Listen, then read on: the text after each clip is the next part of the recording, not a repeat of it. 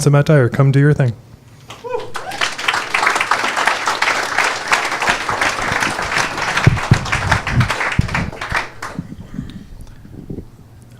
Good evening. On July 24th, 2013, early in the morning, I was asleep in a tent in the Arctic tundra, about 1,000 miles north of here. It was under the full buck moon, and I was in a little ultralight tent. And I woke up, and standing above my tent, I saw the shadow of a polar bear. And he dropped on me. He dropped on my tent, and he beat me and beat me and beat me. And he pulled me out of that tent by his mouth, and he hauled me off into the night. Now, I'm a pagan. I have been for many, many years. And before any self-respecting pagan goes to a place like Northern Labrador, we research what the old gods were there.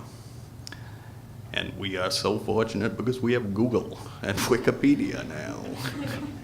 And so you don't have to go to the library and all that stuff. So I Googled it. And who did I come up with? A great deity called Torngarsuk.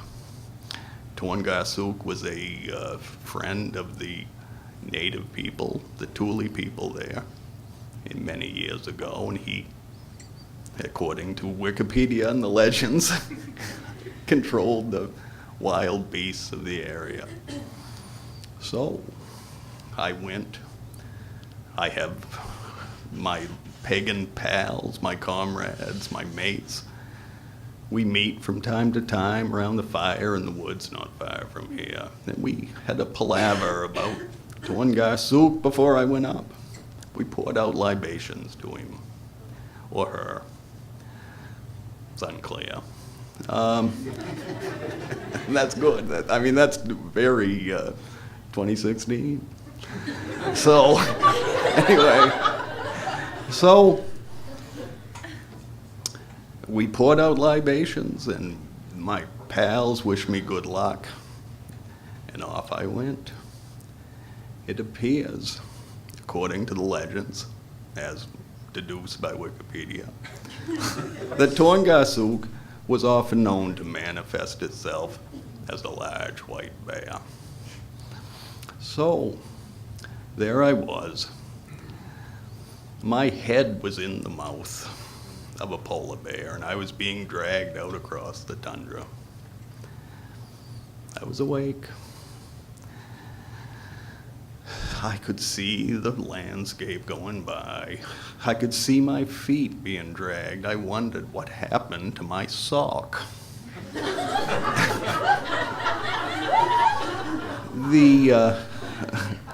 I could see the bear's belly, his white fur, and he also tinged with yellow, and his legs, and his breathing. My head was in his mouth. He was breathing. The boy or girl was running fast with me in it. And the smell. So off we went. And the pressure was building. And I knew. The voice came to me and said, "You know you're going to die." I know. I wonder what it'll be like. I was pressed up against that veil. Pressed, pressed, pressed. Torngarsuk, this is not what I had in mind. He dropped me. He dropped me. I did not pass through the veil. I was not ready to go to the spirit world. But I was broke. I was broke. As the old song says, I'm not broke, I'm just badly bent. I was broke. All 48 years had been taken away from me. I could not walk. I could not talk. I could not crawl. I could not eat. on my own. I could not drink on my own. I had become an infant. But I had friends. I had hands, and they took me up. They took me up from that tundra, and they brought me back.